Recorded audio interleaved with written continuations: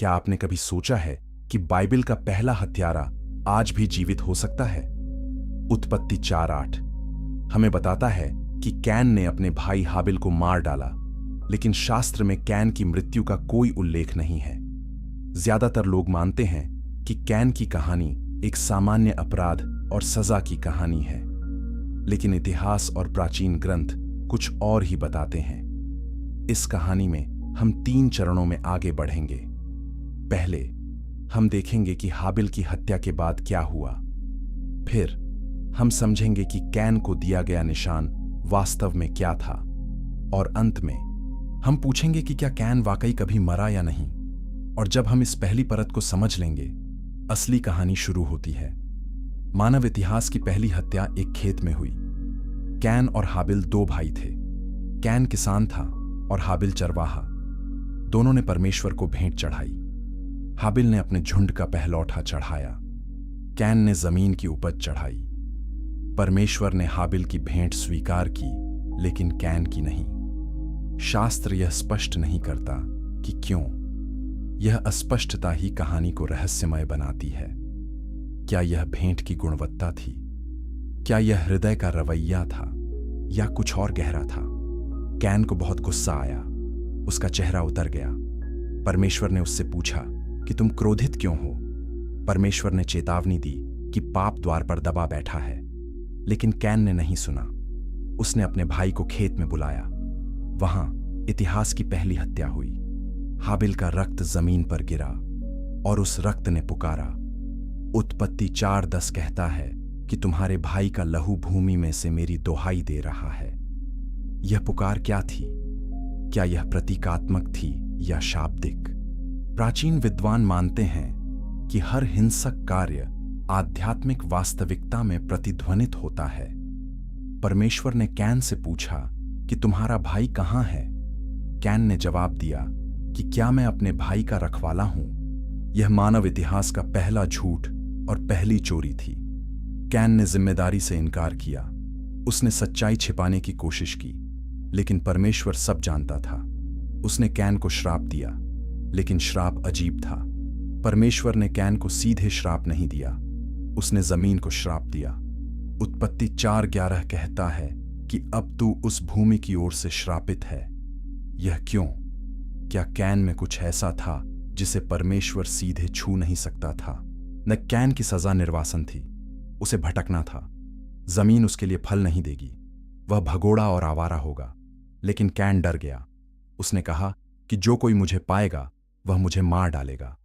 यह एक गहरा रहस्य है। अगर पृथ्वी पर केवल आदम, हव्वा और कैन थे, तो कैन किससे डर रहा था? कुछ विद्वान कहते हैं कि आदम और हव्वा की ओर संतानें थीं, लेकिन शास्त्र यह स्पष्ट नहीं करता। दूसरे कहते हैं कि पूर्व आदमी मनुष्य थे या फिर गिरे हुए प्राणी। यह सवाल आज भी खुला है। लेकिन जो भी हो, कैन को किसी से डर था। परमेश्वर ने कैन को एक निशान दिया। यह निशान सुरक्षा का था। जो कोई कैन को मारेगा उससे 7 गुना बदला लिया जाएगा। लेकिन यह निशान क्या था? शास्त्र विवरण नहीं देता। यहूदी परंपराएं कहती हैं कि यह माथे पर हिब्रू अक्षर था। कुछ कहते हैं कि यह शारीरिक परिवर्तन था। कैन का रंग बदल गया या उसका चेहरा विकृत हो गया। रहस्यवादी परंपराएं कहती हैं कि यह आध्यात्मिक मुहर थी। यह निशान कैन को विशेष ज्ञान दे सकता था, या शायद यह उसे मानव से अधिक बना दिया। हम बाद में इस पर गहराई से विचार करेंगे। कैन एदेन के पूर्व में नोद देश में चला गया। नोद का अर्थ है भटकना। यह केवल भौगोलिक स्थान नहीं था, यह आध्यात्मिक निर्वासन की स्थिति थी, परमेश्वर की उपस्थिति से दूर। कैन वहां अकेला था, लेकिन वह वाकई अकेला था। शास्त्र कहता है कि कैन ने एक पत्नी पाई। उसका एक बेटा हुआ जिसका नाम हनोक था। लेकिन यह पत्नी कहां से आई? यह एक और रहस्य है। क्या वह आदम और हव्वा की बेटी थी, या वह किसी और जनसंख्या से थी? यह सवाल हजारों सालों से धर्मशास्त्रियों को परेशान करता है। कैन ने पहला शहर बनाया। उसने इसे अपने बेटे के नाम पर हनोक रखा। यह महत्वपूर्ण है। कैन को भटकने के लिए कहा गया था, लेकिन उसने शहर बनाया। यह विद्रोह था, परमेश्वर की सजा के खिलाफ विरोध। शहर स्थिरता का प्रतीक है, सुरक्षा और समुदाय का। कैन ने परमेश्वर की उपस्थिति के बिना सभ्यता बनाने की कोशिश की। यह मानवता का पहला प्रयास था, स्वतंत्र रूप से जीने का। बगीचे के बजाय शहर, ईश्वरीय प्रावधान के बजाय मानव निर्माण, यह आज भी जारी है। कैन की संतानों ने सभ्यता विकसित की। लेमेक का बेटा याबाल तंबू में रहने वालों और मवेशी रखने वालों का पिता था। उसका भाई यूबाल वीणा और बांसुरी बजाने वालों का पिता था। तूबल कैन धातु के औजार बनाता था। ये उपलब्धियां हैं, कला, संगीत, प्रौद्योगिकी, लेकिन ये सब परमेश्वर से अलग विकसित हुए। यह दिलचस्प है। कैन की वंश ने सभ्यता को आगे बढ़ाया, लेकिन इसमें आध्यात्मिक आयाम की कमी थी। शायद यहीं से मानवता का दोहरा स्वभाव शुरू हुआ, प्रगति और पाप साथ साथ। लेकिन कैन का क्या हुआ? उसने कितने साल जिया? वह कैसे मरा? आज शास्त्र चुप है। हम आदम की मृत्यु के बारे में पढ़ते हैं, नूह की मृत्यु, अब्राहम की मृत्यु, लेकिन कैन की मृत्यु का कोई उल्लेख नहीं। यह अजीब है। क्या यह संयोग है या इसमें गहरा अर्थ है? कुछ परंपराएं कहती हैं कि कैन कभी मरा ही नहीं। उसे अमरता का श्राप मिला, हमेशा भटकना, हमेशा जीना, अपने पाप के परिणामों को देखना। क्या यह संभव है? और अगर हां, तो कैन आज कहां है? ये सवाल अगले अध्यायों में और गहरे होंगे। चैप्टर 2, हाबिल का बलिदान, स्वीकृति का रहस्य। हाबिल और कैन की भेंट की कहानी सरल लगती है, लेकिन इसमें गहरी धार्मिक सच्चाइयां छिपी हैं। हाबिल ने अपने झुंड का पहलौठा और उसकी चर्बी चढ़ाई। उत्पत्ति 4:4 कहता है कि यहोवा ने हाबिल और उसकी भेंट को ग्रहण किया, लेकिन कैन और उसकी भेंट को उसने ग्रहण नहीं किया। क्यों? शास्त्र कारण नहीं बताता, लेकिन हम कुछ सिद्धांत देख सकते हैं। पहला, हाबिल ने सबसे अच्छा दिया। पहलौठा, यह बलिदान का प्रतीक है, सबसे कीमती को देना। कैन ने केवल जमीन की उपज दी, शायद सबसे अच्छी नहीं, सिर्फ कुछ। दूसरा, हाबिल का बलिदान रक्त का था। प्राचीन काल में रक्त पवित्र था। लेव्य व्यवस्था 17:11 कहता है कि देह का प्राण लहू में रहता है। रक्त जीवन का प्रतीक है। हाबिल ने जीवन चढ़ाया, कैन ने केवल फसल। हो सकता है यही अंतर हो, लेकिन कुछ विद्वान कहते हैं कि यह हृदय के रवैये का मामला था। इब्रानियों 11:4 कहता है कि विश्वास से हाबिल ने कैन से उत्तम बलिदान चढ़ाया। विश्वास, यही कुंजी है। हाबिल ने विश्वास से दिया, कैन ने शायद केवल कर्तव्य से। तीसरा सिद्धांत यह है कि हाबिल चरवाहा था। चरवाहा बाइबिल में महत्वपूर्ण भूमिका है। अब्राहम चरवाहा था, मूसा चरवाहा था, दाऊद चरवाहा था। यीशु ने खुद को अच्छा चरवाहा कहा। यूहन्ना 10:11 में चरवाहा देखभाल का प्रतीक है, जिम्मेदारी का, दूसरों के लिए जीवन देने की तत्परता का। हाबिल का व्यवसाय उसके चरित्र को दर्शाता है, वह देने वाला था। कैन किसान था। किसान नियंत्रण करता है, फसल उगाता है, जमीन को बदलता है। यह स्वतंत्रता का प्रतीक है। चौथा, कुछ रहस्यवादी परंपराएं कहती हैं कि हाबिल का बलिदान भविष्य की ओर इशारा करता था, यीशु के बलिदान की ओर। इब्रानियों 12:24 हाबिल के लहू की तुलना यीशु के लहू से करता है। हाबिल निर्दोष था, उसने कुछ गलत नहीं किया, उसकी हत्या अन्यायपूर्ण थी।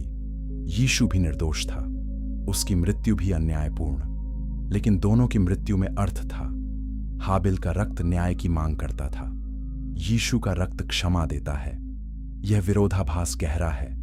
हाबिल को क्यों मारा गया?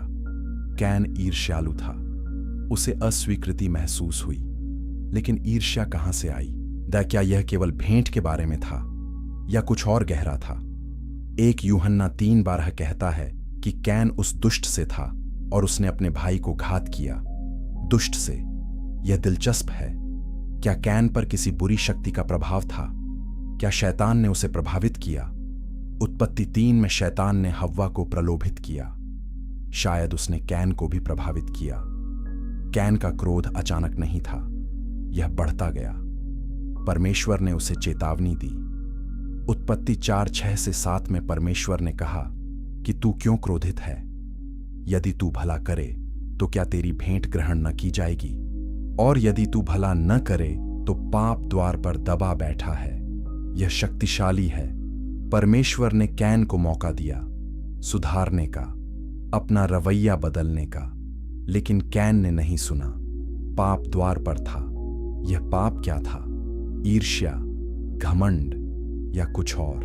अरे पाप को दबे हुए जानवर की तरह वर्णित किया गया है।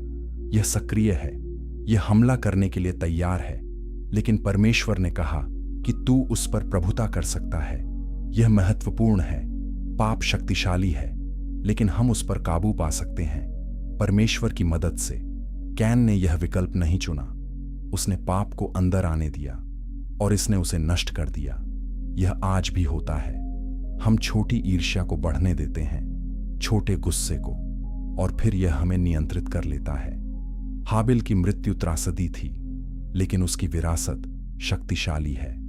इब्रानियों 11:4 वो कहता है कि विश्वास के द्वारा वह मरने पर भी अब तक बोलता है।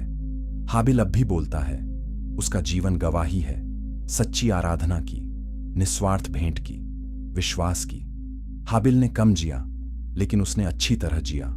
कैन लंबे समय तक जिया, शायद हमेशा के लिए, लेकिन उसका जीवन श्राप था। यह हमें याद दिलाता है कि जीवन की लंबाई से ज्यादा जीवन की गुणवत्ता मायने रखती है। लेकिन हाबिल का रक्त केवल गवाही नहीं है, यह पुकार है, न्याय के लिए पुकार। परमेश्वर ने सुना। उसने कैन को जवाबदेह ठहराया। हर अन्याय के लिए खाता चुकाना होगा। हर निर्दोष रक्त बोलता है। आज भी दुनिया में अनगिनत हाबिल हैं। निर्दोष लोग जो पीड़ित होते हैं, उनका रक्त भी बोलता है। परमेश्वर सुनता है और एक दिन न्याय होगा। प्रकाशित वाक्य 6:10 में शहीदों की आत्माएं पुकारती हैं कि हे पवित्र और सत्य प्रभु, तू कब तक न्याय करेगा? यह पुकार हाबिल की पुकार की गूंज है। हाबिल और कैन की कहानी हम सभी की कहानी है। हम सभी को चुनाव करना है, विश्वास या अविश्वास, विनम्रता या घमंड, प्रेम या ईर्ष्या। हाबिल ने सही चुना, कैन ने गलत चुना, और उनके चुनावों के परिणाम अनंत हैं। आज आप किस तरफ हैं? क्या आप हाबिल की तरह परमेश्वर को सच्चे हृदय से भेंट चढ़ा रहे हैं, या कैन की तरह केवल कर्तव्य से? यह सवाल हर विश्वासी को खुद से पूछना चाहिए। इस अध्याय को यहीं समाप्त करते हैं, लेकिन आगे और गहरे रहस्य हैं। कैन को क्या सजा मिली और वह निशान क्या था?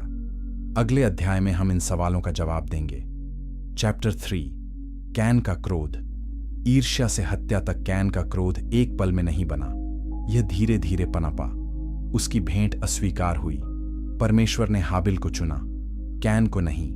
यह अस्वीकृति दर्दनाक थी। हम सभी अस्वीकृति महसूस करते हैं, लेकिन हम इसके साथ क्या करते हैं? वो कैन ने इसे घृणा में बदल दिया, ईर्ष्या में, फिर हत्या में। यह पाप की प्रगति है। याकूब 1:15 कहता है कि वासना गर्भवती होकर पाप को जन्म देती है, और पाप जब बढ़ जाता है तो मृत्यु को उत्पन्न करता है। यह कैन की कहानी है। परमेश्वर ने कैन से बात की। यह अद्भुत है। परमेश्वर ने उसे नजरअंदाज नहीं किया। उसने कैन को सलाह दी, चेतावनी दी।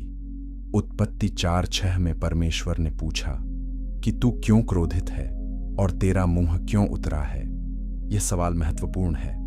परमेश्वर चाहता था कि कैन आत्मनिरीक्षण करे, अपनी भावनाओं को देखे, लेकिन कैन ने यह नहीं किया। उसने अपने क्रोध को सही ठहराया। उसने खुद को पीड़ित माना। यह खतरनाक है। जब हम अपने पाप को सही ठहराते हैं तो हम उसमें गहरे उतर जाते हैं। परमेश्वर ने कैन को समाधान दिया। उत्पत्ति 4:7 में उसने कहा कि यदि तू भला करे तो क्या तेरी भेंट ग्रहण न की जाएगी? भला करो। यह सरल है, लेकिन गहरा भी। भला करने का मतलब है सही रवैया रखना, सही हृदय। परमेश्वर केवल बाहरी कर्म नहीं देखता, वह हृदय देखता है। 1 शमूएल 16:7 कहता है कि मनुष्य तो बाहर का रूप देखता है, परंतु यहोवा मन को देखता है। कैन का मन गलत था और इसलिए उसकी भेंट अस्वीकार हुई। लेकिन परमेश्वर ने यहीं नहीं रुका। उसने चेतावनी दी। पाप द्वार पर दबा बैठा है। यह भयानक चित्र है। पाप एक शिकारी की तरह है, जानवर की तरह। यह इंतजार कर रहा है, कमजोर पल की तलाश में। जब हम गार्ड नीचे करते हैं तब पाप हमला करता है, लेकिन परमेश्वर ने कहा कि तू उस पर प्रभुता करेगा। यह वादा है, हम पाप को हरा सकते हैं, लेकिन हमें सतर्क रहना होगा। 1 पतरस 5:8 कहता है कि सावधान रहो, तुम्हारा विरोधी शैतान गर्जने वाले सिंह की नाई फिरता है कि किसे फाड़ खाए। कैन ने परमेश्वर की चेतावनी को नजरअंदाज किया। उसने अपने भाई से बात की। उत्पत्ति 4:8 कहता है कि कैन ने अपने भाई हाबिल से कहा, चलो हम मैदान में जाएं। यह योजनाबद्ध था, अचानक नहीं। कैन ने हाबिल को अकेले में लुभाया, जहां कोई गवाह नहीं था। यह पूर्व नियोजित हत्या थी, न कि क्रोध का फटना। यह और भी डरावना है। कैन ने सोच समझकर अपने भाई को मारने का फैसला किया। मैदान में क्या हुआ शास्त्र विवरण नहीं देता, लेकिन हम कल्पना कर सकते हैं। कैन ने हाबिल पर हमला किया, शायद पत्थर से या औजार से।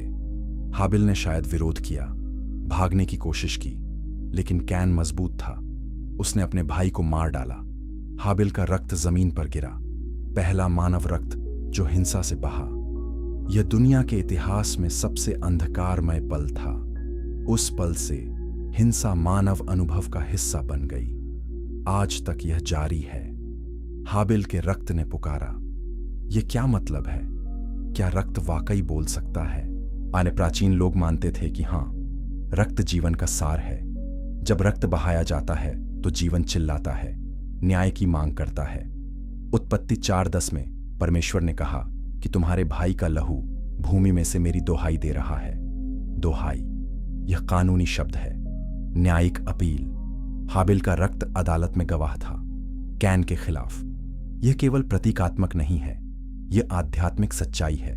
हर अन्याय दर्ज होता है, हर पाप देखा जाता है। भले ही मनुष्य न देखे, परमेश्वर देखता है। सबोपदेशक 12:14 कहता है कि परमेश्वर सब कामों और सब गुप्त बातों का, अच्छा हो या बुरा, न्याय करेगा। कुछ भी छिपा नहीं रहता। कैन ने सोचा कि वह बच जाएगा, लेकिन परमेश्वर जानता था। हाबिल का रक्त बोल रहा था। कैन को अपराध बोध हुआ। शास्त्र नहीं कहता, लेकिन उसके बाद के कार्य बताते हैं कि शायद नहीं।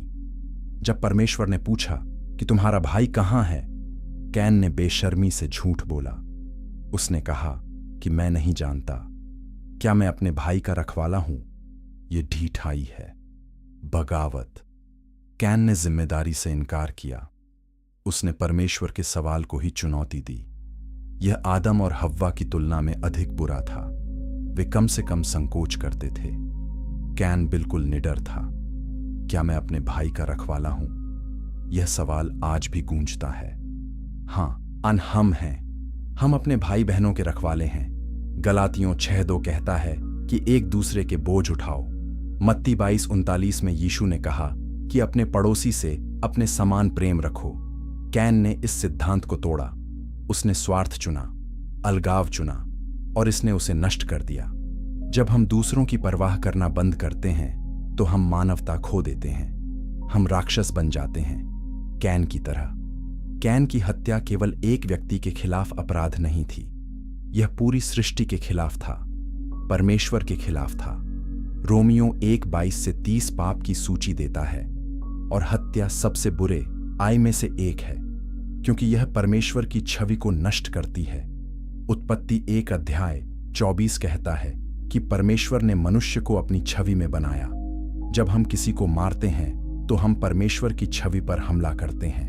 यह अंतिम अपमान है, अंतिम विद्रोह। लेकिन कैन को यह क्यों हुआ? क्या वह बुरा पैदा हुआ था या उसने बुराई चुनी? आज शास्त्र दोनों संकेत देता है। 1 यूहन्ना 3:12 कहता है कि वह दुष्ट से था। यह सुझाव देता है कि किसी बाहरी शक्ति ने उसे प्रभावित किया, शायद शैतान। लेकिन परमेश्वर ने उसे चेतावनी भी दी। इसका मतलब है कि कैन के पास चुनाव था। वह रुक सकता था, उसने नहीं रुका। यह हमें सिखाता है कि पाप दोनों है, बाहरी प्रभाव और आंतरिक चुनाव। हमें दोनों से लड़ना होगा। इस अध्याय का सबक गहरा है। ईर्ष्या और क्रोध हत्या तक ले जा सकते हैं। मत्ती 5:22 में यीशु ने कहा कि जो कोई अपने भाई पर क्रोध करेगा वह न्याय के योग्य होगा। वो क्रोध मन की हत्या है। यह वही बीज है। यदि हम इसे बढ़ने देते हैं तो यह विनाश लाता है। हमें इसे जल्दी रोकना होगा। इफिसियों 4:22 कहता है कि क्रोध तो करो पर पाप मत करो। सूर्य अस्त होने तक तुम्हारा क्रोध न रहे। यह बुद्धिमान सलाह है।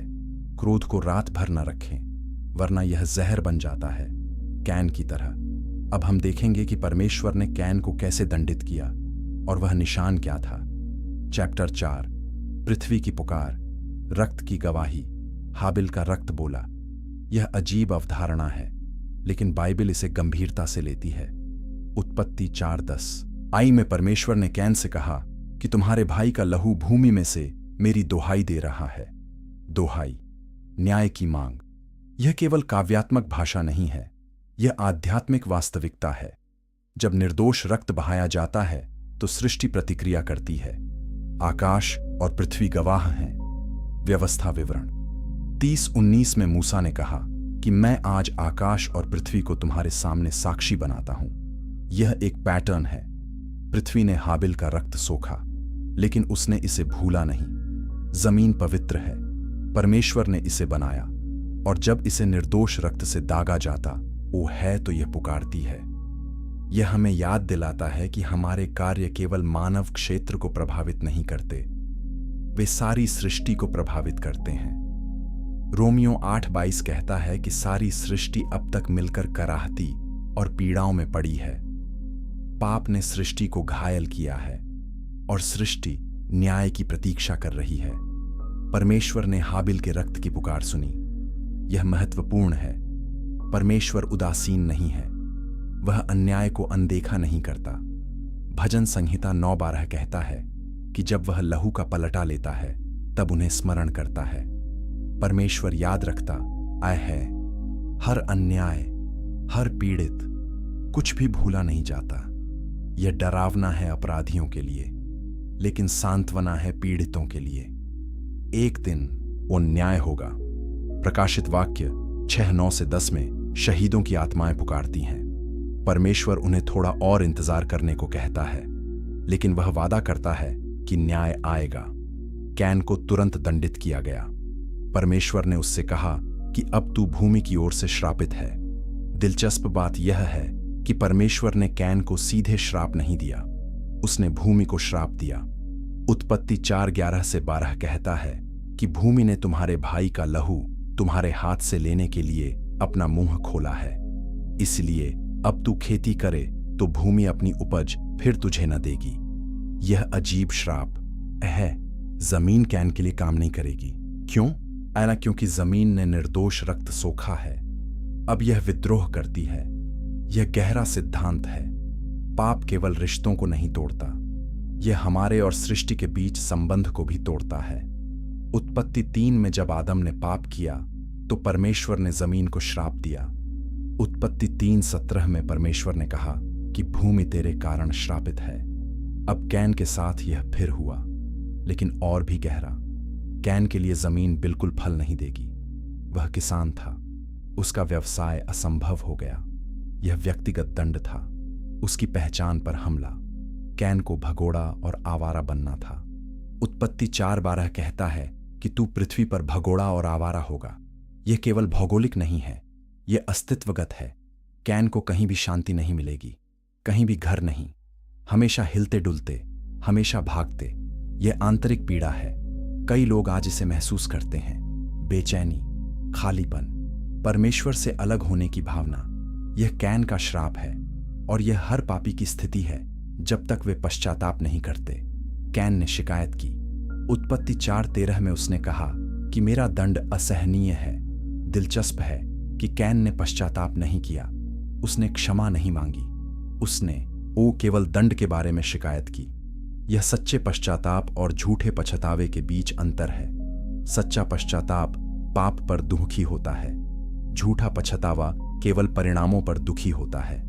कैन को परिणामों का दुख था, पाप का नहीं। 2 कुरिन्थियों 7:10 कहता है कि परमेश्वर की इच्छा के अनुसार शोक उद्धार के लिए पश्चाताप उत्पन्न करता है, लेकिन संसारिक शोक मृत्यु उत्पन्न करता है। कैन डर गया। उसने कहा कि जो कोई मुझे पाएगा वह मुझे मार डालेगा। यह गहरा रहस्य है। कैन किससे डर रहा था? अगर पृथ्वी पर केवल आदम, हव्वा और कैन थे तो ये अन्य कौन थे? कुछ लोग कहते हैं कि आदम और हव्वा की अधिक संतानें थीं। उत्पत्ति 5:4 कहता है कि आदम के बेटे बेटियां हुईं, लेकिन शास्त्र यह स्पष्ट नहीं करता कि वे कब पैदा हुए। क्या कैन के निर्वासन से पहले या बाद में? दूसरे विद्वान कहते हैं कि पूर्व आदमी जनसंख्या थी। यह विवादास्पद सिद्धांत है, लेकिन यह कुछ सवालों को समझाता है। अगर एदेन के बाहर अन्य लोग थे तो कैन का डर समझ में आता है। उसकी पत्नी का अस्तित्व भी समझ में आता है। उत्पत्ति 4:17 कहता है कि कैन ने अपनी पत्नी को जाना। यह पत्नी कहां से आई? यह बाइबल के सबसे पुराने रहस्यों में से एक है। बाइबल छात्र सदियों से इस पर बहस करते हैं। तीसरा सिद्धांत यह है कि गिरे हुए स्वर्गदूत या अन्य आध्यात्मिक प्राणी थे। उत्पत्ति 6 परमेश्वर के पुत्रों की बात करता है। कुछ विद्वान मानते हैं कि ये गिरे हुए स्वर्गदूत थे। अगर ऐसा है तो शायद वे कैन के समय भी सक्रिय थे। कैन को इन प्राणियों से डर हो सकता है या उनसे जुड़े मनुष्यों से। हम बाद में इस कनेक्शन को और गहराई से देखेंगे, लेकिन अभी यह महत्वपूर्ण है कि कैन को किसी अज्ञात खतरे से डर था। परमेश्वर ने कैन को आश्वासन दिया। उत्पत्ति 4:15 में परमेश्वर ने कहा कि जो कोई कैन को मार डालेगा उससे 7 गुना पलटा लिया जाएगा। यह आश्चर्यजनक है। परमेश्वर ने हत्यारे की रक्षा की। क्यों? यह परमेश्वर की दया दिखाता है। कैन दोषी था, लेकिन परमेश्वर ने उसे नष्ट नहीं किया। उसने उसे जीवन दिया, भले ही कठिन जीवन। यह हमें याद दिलाता है कि परमेश्वर न्याय और दया दोनों है। भजन संहिता 103:10 कहता है कि उसने हमारे पापों के अनुसार हमसे व्यवहार नहीं किया। अगर वह करता तो हम सब नष्ट हो जाते। लेकिन 7 गुना का क्या मतलब है? यह पूर्णता का प्रतीक है। 7 बाइबल में पूर्ण संख्या है। 7 गुना बदला का मतलब है पूर्ण बदला। कोई भी जो कैन को मारेगा वह भयानक परिणाम भुगतेगा। यह चेतावनी थी अन्य लोगों के लिए। मानव जीवन पवित्र है, भले ही हत्यारे का। केवल परमेश्वर को जीवन लेने का अधिकार है। उत्पत्ति 9:6 बाद में यह सिद्धांत स्थापित करता है, जो कोई मनुष्य का लहू बहाएगा उसका लहू मनुष्य के द्वारा बहाया जाएगा, लेकिन यह परमेश्वर की आज्ञा से होना चाहिए। व्यक्तिगत बदला निषिद्ध है। हाबिल के रक्त ने न केवल न्याय की मांग की, उसने एक मिसाल आय भी स्थापित की। इब्रानियों 12:24 हाबिल के लहू की तुलना यीशु के लहू से करता है। हाबिल का लहू बदले की पुकार करता था, यीशु का लहू क्षमा बोलता है। यह सुंदर विपरीतता है। दोनों निर्दोष थे, दोनों अन्यायपूर्ण तरीके से मारे गए, लेकिन उनके रक्त अलग संदेश बोलते हैं। हाबिल का रक्त कहता है न्याय करो, यीशु का रक्त कहता है क्षमा करो। यह सुसमाचार का हृदय है। लेकिन क्या हाबिल का रक्त अभी भी बोलता है? इब्रानियों 11:4 कहता है कि हां, विश्वास के द्वारा वह मरने पर भी अब तक बोलता है। हाबिल की गवाही अनंत है। हर पीढ़ी उसकी कहानी सुनती है और हर पीढ़ी को चुनना होता है।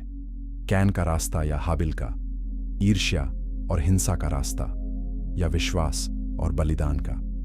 दुनिया आज भी इसी संघर्ष में है। हाबिल का रक्त अभी भी पुकार रहा है। आइए हम इसे सुने और सही चुने।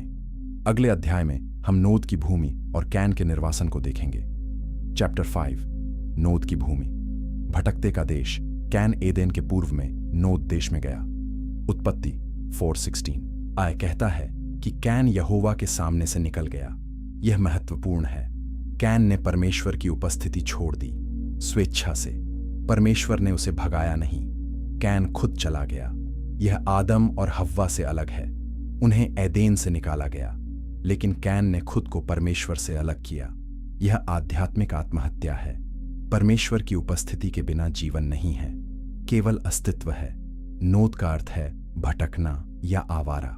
यह नाम स्थिति को दर्शाता है। नोद केवल स्थान नहीं था, यह अवस्था थी कैन की अवस्था, हमेशा हिलते डुलते, कभी आराम नहीं, कभी घर आए नहीं। यह परमेश्वर से अलग होने का अभिशाप है। यशायाह 57:20 से 21 कहता है कि दुष्ट लोग लहराते हुए समुद्र के समान हैं जो स्थिर नहीं रह सकता। दुष्टों के लिए शांति नहीं है। यह कैन का जीवन था और यह हर पापी का जीवन है जो परमेश्वर को अस्वीकार करता है। नोद कहां था? बाइबल स्पष्ट नहीं करती, केवल इतना कहती है कि एदेन के पूर्व में। पूर्व बाइबल में अक्सर निर्वासन की दिशा है। जब आदम और हव्वा को निकाला गया तो वे पूर्व की ओर गए। उत्पत्ति 3:24 कहता है कि परमेश्वर ने करूबों को एदेन की वाटिका के पूर्व में रखा। बाबेल की मीनार पूर्व में बनी। उत्पत्ति 11:2 कहता है कि लोग पूर्व की ओर यात्रा करते हुए शिनार देश में पहुंचे। पूर्व परमेश्वर से दूर जाने का प्रतीक है। नोद में क्या था? कौन रहता था वहां? यह सबसे बड़ा रहस्य है। अगर आदम, हव्वा और कैन पहले मनुष्य थे तो नोद खाली होना चाहिए था, लेकिन कैन को दूसरों से डर था और उसे पत्नी मिली। उत्पत्ति 4:17 कहता है कि कैन ने अपनी पत्नी को जाना और उससे हनोक उत्पन्न हुआ। यह पत्नी कहां से आई? कुछ कहते हैं कि वह कैन की बहन थी, आदम और हव्वा की बेटी। उस समय भाई बहन की शादी जरूरी थी मानवता बढ़ाने के लिए, लेकिन शास्त्र इसकी पुष्टि नहीं करता। दूसरा सिद्धांत कहता है कि नोद में पहले से लोग थे, पूर्व आदमी मनुष्य। यह विवादास्पद है, लेकिन यह कुछ सवालों को हल करता है। अगर एदेन के बाहर अन्य मानव समूह थे तो कैन की पत्नी का अस्तित्व समझ में आता है, उसका डर भी। लेकिन यह उत्पत्ति की पारंपरिक व्याख्या को चुनौती देता है। ज्यादातर ईसाई मानते हैं कि आदम और हव्वा पहले मनुष्य थे। रोमियो 5:12 कहता है कि एक मनुष्य के द्वारा पाप जगत में आया। यह आदम को संदर्भित करता है। तीसरा विचार यह है कि नोद में आध्यात्मिक प्राणी थे, गिरे हुए स्वर्गदूत या नेफिलीम। उत्पत्ति 6:4 कहता है कि उन दिनों में नेफिलीम पृथ्वी पर थे। नेफिलीम दिग्गज थे, परमेश्वर के पुत्रों और मनुष्य की पुत्रियों के बीच संतान। अगर ऐसे प्राणी थे तो शायद कैन उनसे मिला, उनके साथ संबंध बनाए।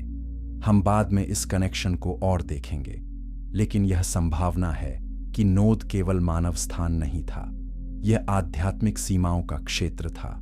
कैन ने नोद में शहर बनाया। उत्पत्ति 4:17 कहता है कि वह एक नगर बसाने लगा और अपने पुत्र के नाम पर उसका नाम हनोक रखा। यह मानव इतिहास का पहला शहर था, पहली सभ्यता का केंद्र। लेकिन यह विद्रोह भी था। परमेश्वर ने कैन को भगोड़ा बनाया, लेकिन कैन ने शहर बनाया, स्थायी निवास। यह परमेश्वर की सजा के खिलाफ विरोध था। कैन ने कहा कि मैं अपने तरीके से जीऊंगा, परमेश्वर के बिना। यह मानवतावाद का जन्म है। शहर और बगीचे में अंतर है। बगीचा परमेश्वर का स्थान है, प्राकृतिक, शांतिपूर्ण, निर्भरता का स्थान। शहर मानव निर्माण है, कृत्रिम, व्यस्त, स्वतंत्रता का दावा। प्रकाशित वाक्य में 2 शहर हैं, बाबुल और यरूशलेम। बाबुल मानव शहर है, गर्व और पाप का। प्रकाशित वाक्य 18 इसके विनाश का वर्णन करता है। नया यरूशलेम परमेश्वर का शहर है, पवित्रता और शांति का। प्रकाशित वाक्य 21 इसकी महिमा का वर्णन करता है। कैन ने पहला बाबुल बनाया। नोद में कैन का जीवन कैसा था? क्या वह खुश था? शास्त्र नहीं कहता, लेकिन हम अनुमान लगा सकते हैं। उसने सभ्यता विकसित की, बच्चे पैदा किए, शहर बनाए, बाहर से सफल, लेकिन अंदर वो शायद खाली। परमेश्वर की उपस्थिति के बिना सब व्यर्थ है। सभोपदेशक 1:2 कहता है कि व्यर्थ ही व्यर्थ, सब कुछ व्यर्थ है। कैन की उपलब्धियां शायद उसे संतुष्ट नहीं करती। वह अभी भी आंतरिक रूप से भटक रहा था। नोद का पाठ यह है कि हम परमेश्वर के बिना नहीं जी सकते। हम कोशिश कर सकते हैं, हम शहर बना सकते हैं, सभ्यताएं, प्रौद्योगिकी, कला, लेकिन अंदर हमेशा खालीपन रहेगा। अगस्टीन ने कहा कि तूने हमें अपने लिए बनाया है और हमारा हृदय तब तक बेचैन है जब तक वह तुझ में आराम न पाए। यह सत्य है। कैन ने इसे सीखा, कठिन तरीके से, और आज भी बहुत लोग यही सीख रहे हैं। अगले अध्याय में हम उस रहस्यमय निशान को देखेंगे जो परमेश्वर ने कैन पर लगाया। चैप्टर 6, कैन का निशान, श्राप या सुरक्षा। परमेश्वर ने कैन को एक निशान दिया। उत्पत्ति 4:15 कहता है कि यहोवा ने कैन के लिए एक चिन्ह ठहराया ताकि जो कोई उसे पाए वह उसे मार न डाले। यह बाइबिल के सबसे रहस्यमय तत्वों में से एक है। यह निशान क्या था? आज शास्त्र कोई विवरण नहीं देता, केवल इतना कहता है कि यह सुरक्षा के लिए था। लेकिन सदियों से लोगों ने अनुमान लगाया है। इसके बारे में मिथक और परंपराएं विकसित हुई हैं। कुछ कहते हैं कि यह शारीरिक निशान था, कुछ कहते हैं आध्यात्मिक। यहूदी परंपरा कहती है कि यह माथे पर हिब्रू अक्षर था, शायद यहोवा के नाम का पहला अक्षर या शब्द कैन का अक्षर। यह निशान दूसरों को चेतावनी देता कि कैन परमेश्वर द्वारा संरक्षित है, कोई भी उसे हानि नहीं पहुंचा सकता। यह प्रतीकात्मक होगा, दृश्य संकेत कि यह आदमी विशेष स्थिति आई में है, भले ही अपराधी। यह परमेश्वर की संप्रभुता का चिन्ह होगा, केवल वह न्याय करता है। दूसरी परंपरा कहती है कि कैन का शरीर बदल गया, उसकी त्वचा का रंग बदल गया या उसका चेहरा विकृत हो गया। कुछ प्रारंभिक ईसाई लेखकों ने सुझाव दिया कि कैन कांपने लगा, हमेशा थरथराता रहा, यह उसका अभिशाप था। दूसरे कहते हैं कि उसका माथा फूल गया, एक सींग जैसा उभार। यह निशान उसे राक्षसी बनाता, दूसरों को चेतावनी देता कि वह खतरनाक है।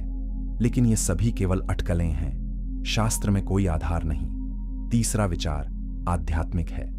निशान उन दृश्य नहीं था, यह आध्यात्मिक मुहर थी, परमेश्वर की शक्ति की ढाल। जो कोई कैन को नुकसान पहुंचाने की कोशिश करता, उसे दैवीय प्रतिरोध महसूस होता। यह प्रकाशित वाक्य 7:3 में मुहर की तरह होगा, जहां परमेश्वर के दासों को उनके माथे पर छाप दी जाती है। यह मुहर सुरक्षा देती है, लेकिन यह स्वामित्व भी दर्शाती है। कैन पर निशान कहता है कि यह व्यक्ति परमेश्वर का है, उसका न्याय करने के लिए, किसी और का नहीं। कुछ रहस्यवादी परंपराएं और भी गहराई से जाती हैं।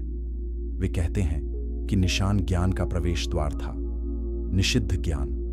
जब परमेश्वर ने कैन को चिह्नित किया तो उसने उसे विशेष क्षमताएं दी, शायद लंबा जीवन या आध्यात्मिक अंतर्दृष्टि या तकनीकी कौशल। यह समझाएगा कि कैन की संतानें इतनी उन्नत कैसे थीं, धातु विज्ञान और संगीत जैसे क्षेत्रों में। शायद कैन को गिरे हुए स्वर्गदूतों से ज्ञान मिला, और निशान इस कनेक्शन का प्रतीक था। यह विवादास्पद सिद्धांत है, लेकिन दिलचस्प। निशान का उद्देश्य सुरक्षा था, लेकिन यह अलगाव भी था। कैन को चिह्नित किया गया था, अलग किया गया। वह अब सामान्य मनुष्य नहीं था, वह अलग था। यह कलंक और सुरक्षा दोनों मूल था। यहेजकेल 9:4 में धर्मी लोगों को चिह्नित किया जाता है, लेकिन कैन का निशान उल्टा है, यह पापी को चिह्नित करता है। फिर भी दोनों परमेश्वर की संप्रभुता दिखाते हैं। वह तय करता है कौन जीता है और कौन मरता है, हम नहीं। प्रकाशित वाक्य में पशु का चिन्ह है। प्रकाशित वाक्य 13:16 से 17 कहता है कि उसने सबको अपने दाहिने हाथ या माथे पर एक छाप लगवा दी। यह अंतिम समय में वफादारी का निशान है पशु के प्रति। कुछ विद्वान कैन के निशान को इसका पूर्वानुमान मानते हैं। दोनों अलगाव चिह्नित करते हैं, परमेश्वर से अलगाव, लेकिन अंतर है। कैन का निशान परमेश्वर द्वारा दिया गया, पशु का चिन्ह शैतान द्वारा। एक दया है, दूसरा धोखा। क्या निशान विरासत में मिला? क्या कैन की संतानें भी चिह्नित थीं? शास्त्र नहीं कहता, लेकिन कुछ परंपराएं कहती हैं हाँ। कैन की सभी वंश पर निशान था। यह उन्हें अलग करता, और शायद यही कारण है कि वे परमेश्वर की उपस्थिति से दूर रहे। उत्पत्ति 4 कैन की वंशावली देता है और उनकी उपलब्धियां, लेकिन उनकी आराधना का कोई उल्लेख नहीं, कोई बलिदान नहीं, कोई परमेश्वर से संबंध नहीं। यह चुप्पी महत्वपूर्ण है। शायद निशान ने उन्हें परमेश्वर से दूर रखा। निशान का धार्मिक अर्थ गहरा है। यह दिखाता है कि परमेश्वर न्याय और दया दोनों है। कैन को दंडित किया गया, लेकिन नष्ट नहीं। उसे अवसर दिया गया जीने का, पश्चाताप करने का। यद्यपि कैन ने कभी पश्चाताप नहीं किया, फिर भी परमेश्वर ने द्वार खुला रखा। यही अनुग्रह है। 2 पतरस 3:9 कहता है कि प्रभु किसी के नाश होने को नहीं चाहता, बल्कि सबके मन फिराव को अवसर देता है। कैन को यह अवसर मिला, उसने इसे नहीं लिया, लेकिन यह उपलब्ध था। निशान यह भी याद दिलाता है कि बदला परमेश्वर का काम है। रोमियो 12:19 कहता है कि बदला लेना मेरा काम है, आई मैं ही बदला दूंगा। हम बदला नहीं ले सकते, भले ही अपराध भयानक हो। परमेश्वर न्याय करेगा, अपने समय पर, अपने तरीके से। कैन के निशान ने यह सिद्धांत स्थापित किया। 7 गुना बदले की चेतावनी ने दूसरों को रोका। उन्होंने समझा कि न्याय परमेश्वर की जिम्मेदारी है। इस सबक को आज भी याद रखना चाहिए। अगले अध्याय में हम कैन द्वारा बनाए गए पहले शहर और उसकी सभ्यता की जांच करेंगे। चैप्टर 7, पहला नगर, मानवता का विद्रोह। कैन ने पहला शहर बनाया। उत्पत्ति 4:17 बताता है कि वह एक नगर बसाने लगा। इस शहर का नाम हनोक था, उसके बेटे के नाम पर। यह साधारण निर्माण नहीं था, यह प्रतीकात्मक कार्य था। परमेश्वर ने कैन को भगोड़ा बनाया भटकने के लिए, लेकिन कैन ने शहर बनाया, स्थायी ढांचा। यह विद्रोह था, परमेश्वर की सजा के खिलाफ विरोध। कैन ने कहा, मैं अपनी नियति खुद बनाऊंगा। यह मानवतावाद का जन्म है, परमेश्वर के बिना जीने का प्रयास। शहर सुरक्षा का प्रतीक है। दीवारें, संरचना, समुदाय। बगीचा खुला और असुरक्षित था, लेकिन शहर बंद और सुरक्षित। कैन ने परमेश्वर की सुरक्षा अस्वीकार की, इसलिए उसने अपनी सुरक्षा बनाई। यह आज भी होता है। लोग आइन परमेश्वर को अस्वीकार करते हैं, फिर धन में सुरक्षा खोजते हैं, शक्ति में, प्रौद्योगिकी में। यह सब कैन के शहर की गूंज है। नीति वचन 18:10-11 कहता है कि यहोवा का नाम दृढ़ गढ़ है, लेकिन धनी लोग अपने धन को गढ़ समझते हैं। यह विरोधाभास है। हनोक नाम का अर्थ है समर्पण या शुरुआत। यह दिलचस्प है। कैन ने शहर को अपने बेटे के नाम पर समर्पित किया, अपने परिवार को, अपनी विरासत को, परमेश्वर को नहीं। यह मानव केंद्रित जीवन है। स्वयं और परिवार पहले, परमेश्वर अंतिम या अनुपस्थित। यह आज की संस्कृति में भी देखा जाता है। लोग अपने बच्चों को मूर्ति बनाते हैं, अपने करियर को, अपनी सफलता को। परमेश्वर दूसरे स्थान पर आता है या बिल्कुल नहीं आता। शहर निर्माण प्रौद्योगिकी की शुरुआत थी। इमारतें, सड़कें, संरचनाएं, यह मानव सरलता की उपलब्धि थी, लेकिन यह परमेश्वर से स्वतंत्रता का दावा भी था। उत्पत्ति 11 में बाबेल की मीनार इसी परंपरा का हिस्सा है। उत्पत्ति 11:4 में लोग कहते हैं, आओ हम अपने लिए एक नगर और एक मीनार बनाएं, अपने लिए, अपने नाम के लिए, परमेश्वर के लिए नहीं। यह कैन की भावना है। हम खुद को महान बनाएंगे, परमेश्वर की मदद ओम के बिना। शहर समुदाय भी बनाता है। लोग एक साथ सहयोग करते, काम बांटते। यह अच्छा है। परमेश्वर ने हमें समुदाय के लिए बनाया। उत्पत्ति 2:18 कहता है कि आदम का अकेला रहना अच्छा नहीं, लेकिन समुदाय का आधार महत्वपूर्ण है। क्या यह परमेश्वर पर केंद्रित है या मनुष्य पर? कैन का शहर मनुष्य केंद्रित था। कोई परमेश्वर की आराधना नहीं, कोई बलिदान नहीं, केवल मानव उपलब्धि। यह खोखला होता है। बाइबल में 2 शहर हैं, मनुष्य का शहर और परमेश्वर का शहर। अगस्टीन ने इस पर प्रसिद्ध पुस्तक लिखी, सिटी ऑफ गॉड। वह कहते हैं कि इतिहास इन 2 शहरों के बीच संघर्ष है। मनुष्य का शहर स्वयं से प्रेम करता है, परमेश्वर की अवमानना तक। परमेश्वर का शहर परमेश्वर से प्रेम करता है, स्वयं की अवमानना तक। कैन ने पहला मानव शहर बनाया। सेत की वंश ने परमेश्वर को पुकारा। उत्पत्ति 4:22 कहता है, यह विभाजन आज कोई भी है। शहर शक्ति का केंद्र बनता है, राजनीतिक शक्ति, आर्थिक शक्ति, सांस्कृतिक शक्ति। यह अच्छा हो सकता है अगर परमेश्वर के मार्गदर्शन में हो, लेकिन अक्सर शहर घमंड का स्थान बनता है, भ्रष्टाचार का, अन्याय का। भजन संहिता 127:1 कहता है कि यदि यहोवा घर को न बनाए तो बनाने वाले का परिश्रम व्यर्थ है। यदि यहोवा नगर की रक्षा न करे तो पहरुए का जागना व्यर्थ है। यह सत्य कैन नहीं जानता था, या शायद वह जानता था लेकिन अनदेखा किया। कैन के शहर का क्या हुआ वो बाइबल आगे नहीं बताती।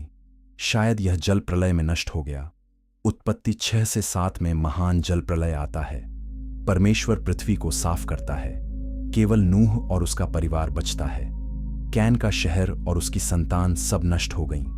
यह न्याय था, लेकिन भावना बची रही। हर पीढ़ी में कैन जैसे लोग हैं जो परमेश्वर के बिना जीने की कोशिश करते हैं, जो अपने शहर बनाते हैं, अपने साम्राज्य। नया यरूशलेम कैन के शहर के विपरीत है। प्रकाशित वाक्य 21 इसका वर्णन करता है। यह स्वर्ग से उतरता है, मनुष्य द्वारा बनाया नहीं, परमेश्वर द्वारा दिया गया। इसकी नींव परमेश्वर पर है, मनुष्य के घमंड पर नहीं। प्रकाशित वाक्य 21:3 कहता है कि परमेश्वर मनुष्यों के साथ रहेगा। यह अंतिम शहर है जहां परमेश्वर और मनुष्य फिर से एक साथ हैं, एदेन की तरह, लेकिन बेहतर। कैन का शहर इसकी विकृत प्रतिकृति थी, नकली, खोखली। कैन के शहर का पाठ यह है कि हम परमेश्वर के बिना सच्ची सभ्यता नहीं बना सकते। हम कोशिश कर सकते हैं, इमारतें, तकनीक, कला, लेकिन अंत में यह ढह जाता है क्योंकि नींव गलत है। मत्ती 7:24 से 27 में यीशु ने 2 निर्माताओं के बारे में बताया। एक ने चट्टान पर घर बनाया और दूसरे ने रेत पर। तूफान आया, चट्टान पर घर खड़ा रहा, रेत पर घर गिर गया। चट्टान परमेश्वर का वचन है, रेत मानव बुद्धि है। कैन ने रेत पर बनाया। अगले अध्याय में हम उसकी संतानों की उपलब्धियों को देखेंगे। चैप्टर 8, कैन की संतान, सभ्यता का जन्म। कैन की संतानें उल्लेखनीय थीं। उन्होंने मानव सभ्यता को आगे बढ़ाया। उत्पत्ति 4:17 से 22 उनकी वंशावली देता है। हनोक के बाद ईराद, महूयाएल, मतूशाएल और लेमेक आए। लेमेक के 3 बेटे थे जिन्होंने महत्वपूर्ण भूमिका निभाई, याबाल, यूबाल और तूबल कैन। हर एक ने सभ्यता के एक पहलू को विकसित किया, लेकिन सभी परमेश्वर से दूर। यह महत्वपूर्ण है। उन्नति बिना परमेश्वर के। यह आज की दुनिया का प्रतिबिंब है। याबाल तंबू में रहने वालों और मवेशी रखने वालों का पिता था। उत्पत्ति 4:20 कहता है, वह पशुपालन विकसित किया। यह आर्थिक प्रगति थी। मवेशी संपत्ति थे, व्यापार का साधन। याबाल ने व्यापार प्रणाली की नींव रखी। यह अच्छा है। परमेश्वर चाहता है कि हम भूमि का उपयोग करें। उत्पत्ति 1:28 में परमेश्वर ने कहा कि पृथ्वी को अपने वश में करो, लेकिन याबाल ने यह परमेश्वर की महिमा के लिए नहीं किया, अपने लाभ के लिए किया। यूबाल वीणा और बांसुरी बजाने वालों का पिता था। उत्पत्ति 4:22 कहता है, उसने संगीत विकसित किया। कला, सुंदरता, यह मानव आत्मा की अभिव्यक्ति है। परमेश्वर ने हमें रचनात्मक बनाया। उसकी छवि में संगीत पवित्र हो सकता है। भजन संहिता संगीत से भरा है, परमेश्वर की स्तुति में। लेकिन यूबाल का संगीत शायद धर्मनिरपेक्ष था, मनोरंजन के लिए, स्वयं की महिमा के लिए, परमेश्वर की नहीं। यह अच्छी चीज की विकृति है। तूबल कैन पीतल और लोहे के सब धारदार हथियारों का ओक गढ़ने वाला था। उत्पत्ति 4:22 कहता है, उसने धातु विज्ञान विकसित किया, औजार बनाए, हथियार। यह तकनीकी क्रांति थी। धातु से मनुष्य शक्तिशाली बने। बेहतर खेती, बेहतर निर्माण, लेकिन बेहतर युद्ध भी। तूबल कैन ने शायद पहले तलवार बनाई, हथियार जो हत्या के लिए डिजाइन किया गया। यह कैन की विरासत की निरंतरता है। हिंसा, पाप, ये तीनों भाई सभ्यता के स्तंभ हैं। अर्थशास्त्र, कला, प्रौद्योगिकी, हर सभ्यता इन पर निर्भर करती है। कैन की संतानें इनमें अग्रणी थीं। यह प्रभावशाली है, लेकिन एक चीज गायब है, आराधना, परमेश्वर के साथ संबंध। उत्पत्ति 4 में सेठ की वंशावली भी दी गई है। उत्पत्ति 4:22 कहता है कि उस समय से लोग यहोवा से प्रार्थना करने लगे। यह अंतर है। सेठ की संतान परमेश्वर को खोजती है, कैन की संतान खुद को महिमा देती है। लेमेक, कैन का वंशज, विशेष रूप से दुष्ट था। उत्पत्ति 4:22 से 24 में वह अपनी पत्नियों से कहता है कि मैंने एक पुरुष को मार डाला, एक जवान को। कैन का 7 गुना बदला लिया जाएगा, लेकिन लेमेक का 77 गुना।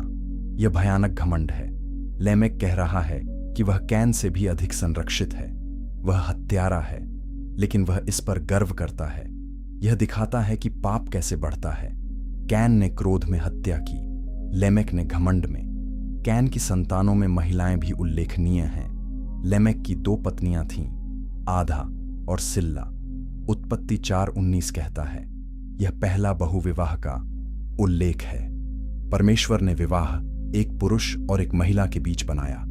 उत्पत्ति 2:24 कहता है, लेकिन लेमेक ने इसे तोड़ा, 2 पत्नियां लीं। यह पाप का विस्तार है, परमेश्वर की योजना से विचलन। आज भी यह जारी है। विवाह की परिभाषा बदली जा रही है, परमेश्वर के मानक को अनदेखा किया जा रहा है। कैन की संतानों की उपलब्धियां प्रभावशाली थीं, लेकिन अस्थायी। जल प्रलय में सब नष्ट हो गया। उनके नाम बचे, उनकी कहानियां, लेकिन उनकी सभ्यता गायब हो गई। यह हमें याद दिलाता है कि केवल परमेश्वर में किया गया काम टिकता है। 1 कुरिन्थियों 3:12-15 सोने, चांदी और कीमती पत्थरों पर निर्माण की बात करता है, या लकड़ी, घास और भूसे पर। आग परीक्षा करेगी। कैन की संतानों ने भूसे पर निर्माण किया, यह जल गया। दिलचस्प बात यह है कि कैन की संतानों ने कुछ तकनीकें विकसित कीं जो बाद में परमेश्वर के लोगों ने उपयोग कीं। धातु विज्ञान, संगीत, निर्माण। परमेश्वर ने इन चीजों को रिडीम किया, उन्हें अपनी महिमा के लिए उपयोग किया। निर्गमन 31 में बसलेल को पवित्र वस्तुएं बनाने के लिए बुलाया गया, धातु और लकड़ी में काम करने के लिए। भजन संहिता में संगीत परमेश्वर की स्तुति करता है।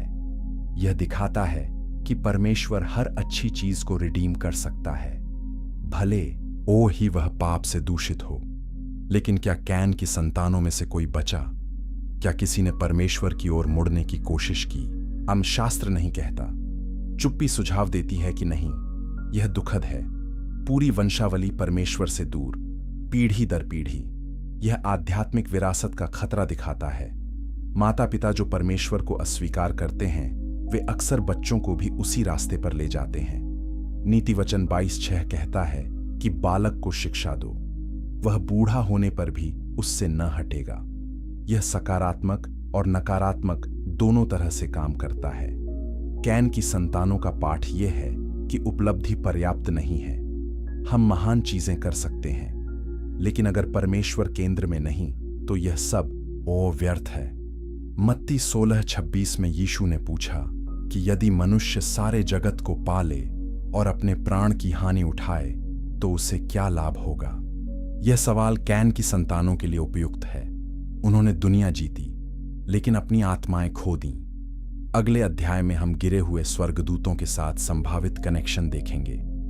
चैप्टर 9, पतित स्वर्गदूत। वॉचर्स का संबंध उत्पत्ति 6 एक रहस्यमय अंश है। यह परमेश्वर के पुत्रों और मनुष्य की पुत्रियों की बात करता है। उत्पत्ति 6:2 कहता है कि परमेश्वर के पुत्रों ने मनुष्य की पुत्रियों को देखा कि वे सुंदर हैं और जिसे चाहा उससे विवाह कर लिया। इसके परिणाम नेफिलीम थे, दिग्गज। उत्पत्ति 6:4 कहता है कि उन दिनों में और उसके बाद भी जब परमेश्वर के पुत्र मनुष्य की पुत्रियों के पास गए तो नेफिलीम पृथ्वी पर थे। यह कौन थे? यह रहस्य कैन से कैसे जुड़ता है? परमेश्वर के पुत्रों की पहचान पर बहस है।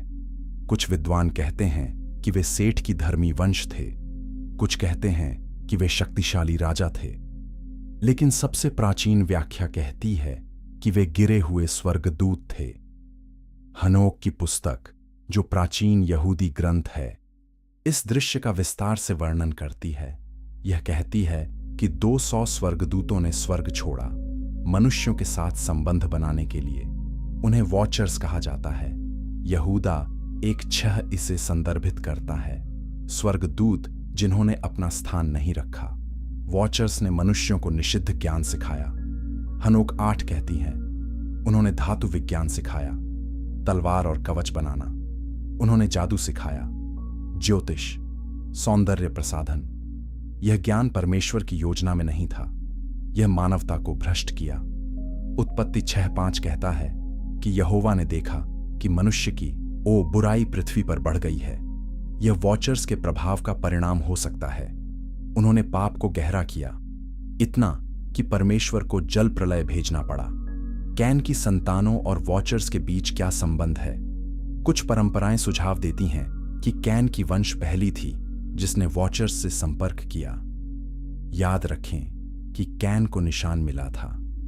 शायद यह निशान उसे आध्यात्मिक क्षेत्र से जोड़ता था। उसकी संतानों ने उन्नत तकनीकें विकसित कीं, धातु विज्ञान, संगीत। यह कहां से आया? और शायद वॉचर्स से। टूबल कैन धातु का काम करता था, ठीक वैसे ही जैसे वॉचर्स ने सिखाया। यह संयोग हो सकता है या कनेक्शन। नेफिलीम वॉचर्स और मानव महिलाओं की संतान थे। वे दिग्गज थे, शक्तिशाली, हिंसक। गिनती 13 कोठरी 33 उनका उल्लेख करती है। इजरायली जासूसों ने कनान में नेफिलीम देखे। वे भयानक थे। नेफिलीम का अस्तित्व दिखाता है कि आध्यात्मिक और भौतिक क्षेत्र मिश्रित हो सकते हैं। यह असामान्य है और खतरनाक। परमेश्वर ने सृष्टि को क्रम में बनाया, लेकिन पाप ने इसे अस्त व्यस्त किया। वॉचर्स और नेफिलीम उस अराजकता के प्रतीक वो हैं। कैन की संतानों ने शायद नेफिलीम के साथ गठबंधन किया या उनके साथ रहे। यह समझाएगा कि क्यों उत्पत्ति 6 में पृथ्वी पूरी तरह से भ्रष्ट थी। कैन की वंश परमेश्वर से दूर थी। वॉचर्स और नेफिलीम ने उन्हें और दूर धकेला।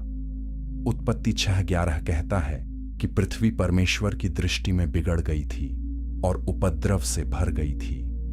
उपद्रव, हिंसा, कैन की विरासत, जल प्रलय, इस सब को साफ करने के लिए आवश्यक था। नूह और उसका परिवार बच गए। क्यों? नहीं क्योंकि नूह धर्मी था। उत्पत्ति 6:9 कहता है वह सेठ की वंश से था, कैन की नहीं। यह महत्वपूर्ण है। 2 वंशावलियां, एक परमेश्वर की ओर, एक परमेश्वर से दूर। जल प्रलय में परमेश्वर ने कैन की वंश को नष्ट किया और वॉचर्स के प्रभाव को। नई शुरुआत हुई, लेकिन पाप पूरी तरह से समाप्त नहीं हुआ। नूह के वंश में भी पाप जारी रहा। मानव हृदय अभी भी भ्रष्ट था।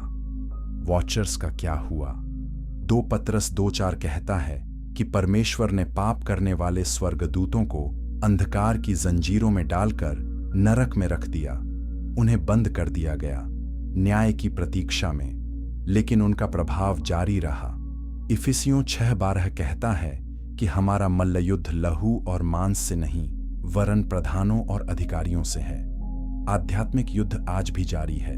वॉचर्स बंद हैं, लेकिन अन्य दुष्टात्माएं सक्रिय हैं। कैन की भावना भी जारी है।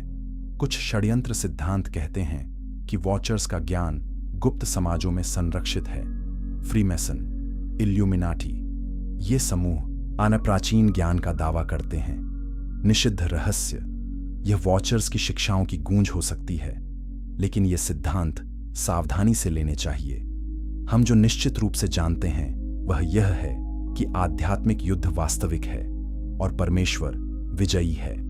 कुलुस्सियों 2:15 कहता है कि परमेश्वर ने प्रधानताओं और अधिकारों को अपने वश में करके उनका खुल्लम खुल्ला तमाशा बनाया। वॉचर्स और कैन की कहानी हमें चेतावनी देती है। निषिद्ध ज्ञान खतरनाक है। उत्पत्ति 3 में हव्वा ने भले और बुरे के ज्ञान के वृक्ष का फल खाया। उसे बताया गया था कि यह उसे ज्ञानी बनाएगा, लेकिन इसने उसे नष्ट किया। आज भी लोग ऐसे ज्ञान की खोज करते हैं। गुप्त विज्ञान, जादू, ड्रग्स, ये सब द्वार हैं अंधकार की ओर। नीति वचन 9:10 कहता है कि यहोवा का भय मानना बुद्धि का आरंभ है। सच्चा ज्ञान परमेश्वर से आता है। अन्य स्रोत भ्रामक हैं। अगले अध्याय में हम आदम की खामोशी और उसका अर्थ देखेंगे। चैप्टर 10, आदम की खामोशी। पिता का दुहक। हाबिल की मृत्यु के बाद आदम की चुप्पी असाधारण है। शास्त्र में आदम कैन का सामना नहीं करता, हाबिल के लिए शोक नहीं करता, कम से कम दर्ज रूप में नहीं। उत्पत्ति 4 में केवल परमेश्वर और कैन के बीच बातचीत है। आदम और हव्वा अनुपस्थित हैं। यह अजीब है। उनका बेटा मारा गया, दूसरे बेटे ने हत्या की, लेकिन कोई प्रतिक्रिया नहीं। क्यों? यह चुप्पी क्या बोलती है? कई संभावनाएं हैं। हम उन्हें एक एक करके देखेंगे।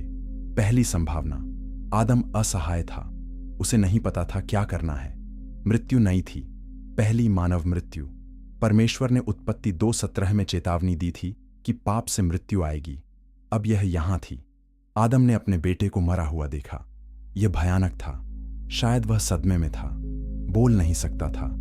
कुछ आघात इतने गहरे होते हैं कि शब्द नहीं आते। आदम की चुप्पी शायद अवर्णनीय दुख थी, व्यक्त न हो सकने वाला दर्द। दूसरी संभावना, आदम दोषी महसूस करता था। उसने एदेन में पाप किया, उत्पत्ति 3 में वो परमेश्वर की आज्ञा तोड़ी, और अब उसके पाप का परिणाम अगली पीढ़ी में दिख रहा था।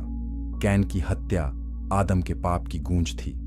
रोमियो 5:12 कहता है कि एक मनुष्य के द्वारा पाप जगत में आया। आदम ने पाप का द्वार खोला, कैन ने इसे अगले स्तर पर ले गया। आदम को शायद एहसास हुआ कि यह उसकी गलती से शुरू हुआ। यह दोष कुचल देने वाला होता, बोलना असंभव। तीसरी संभावना, आदम ने कुछ अपरिवर्तनीय को पहचाना। कैन ने रेखा पार कर ली थी। कुछ ऐसा हुआ जिसे ठीक नहीं किया जा सकता। हाबिल मर गया, कैन श्रापित, परिवार टूट गया। आदम को पता था कि वो कोई शब्द इसे ठीक नहीं कर सकता, कोई कार्य इसे पूर्ववत नहीं कर सकता। केवल परमेश्वर ही कुछ कर सकता था। इसीलिए आदम चुप रहा, परमेश्वर को बोलने दिया। कभी कभी चुप्पी सबसे बुद्धिमान प्रतिक्रिया है। नीति वचन 17:28 कहता है कि मूर्ख भी जब चुप रहता है तो बुद्धिमान गिना जाता है। चौथी संभावना, आदम कैन से डरता था। कैन ने अपने भाई को मार डाला। शायद आदम सोचता था कि कैन उसे भी मार सकता है, या हव्वा को। यह डर तर्क संगत था। कैन ने अपनी हिंसक क्षमता दिखा दी थी। आदम बूढ़ा हो रहा था, कमजोर। वह कैन को शारीरिक रूप से नहीं, वो रोक सकता था। इसलिए उसने चुप्पी चुनी। आत्मसंरक्षण, यह दुखद होगा। पिता अपने बेटे से डरता है, लेकिन पाप ऐसा करता है, रिश्तों को तोड़ता है, भय लाता है। पांचवी संभावना, आदम कैन की विरासत को समझता था। कैन केवल आदम का बेटा नहीं था, वह अंधकारमय विरासत का वाहक था। आदम का पाप, हव्वा का प्रलोभन, शैतान का प्रभाव, कैन इन सब का संयोजन था। आदम ने शायद देखा कि कैन में कुछ ऐसा था जो मानव से अधिक था, कुछ दुष्ट, कुछ जिसे वह संबोधित नहीं कर सकता था। केवल परमेश्वर ही इससे निपट सकता था। इसलिए आदम ने हस्तक्षेप नहीं, ओन किया। यह पहचान थी कि कुछ लड़ाइयां परमेश्वर की हैं। छठी संभावना, शास्त्र सब कुछ दर्ज नहीं करता। शायद आदम ने कैन का सामना किया, हाबिल के लिए शोक किया, लेकिन बाइबिल ने इसे शामिल नहीं किया। बाइबिल हर विवरण नहीं देती। यूहन्ना 21:25 कहता है कि यीशु ने और भी बहुत से काम किए।